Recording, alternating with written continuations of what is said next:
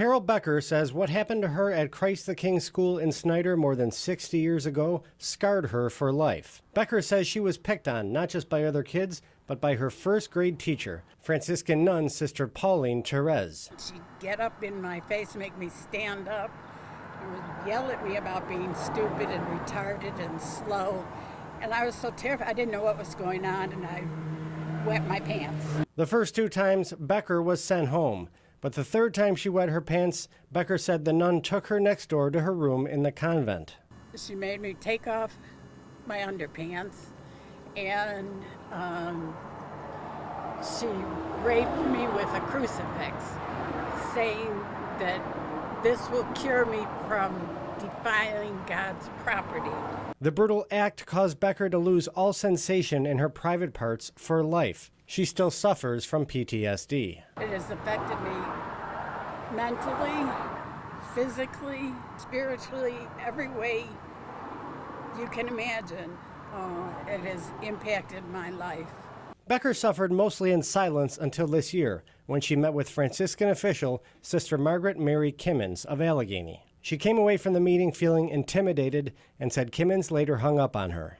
She never apologized.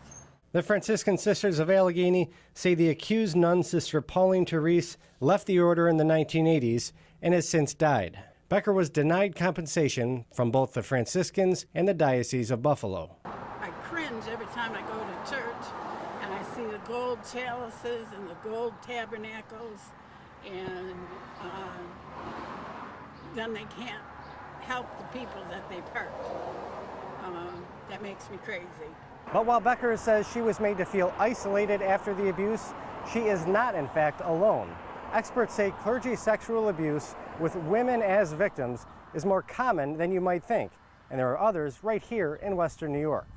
One of those women contacted 7 Eyewitness News, saying that she was abused in 1970 by Monsignor Joseph Vogel, who founded Queen of Heaven Parish in West Seneca. The woman says she was 12 when Monsignor Vogel called her out of class and told her to come to the rectory, where she says he sexually abused her. It took me years, and alcoholism and recovery and relationships, and I never had a child because I was so afraid something was going to happen. The victim says her parents reported the abuse but got nowhere. Vogel died in 1988. It still hurts.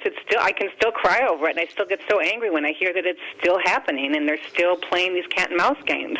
Like, maybe we'll help you, maybe we won't. Now, Diocese of Buffalo officials are not commenting about this incident, and neither are the Franciscan Sisters of Allegheny. In Snyder, Charlie Speck, 7 Eyewitness News.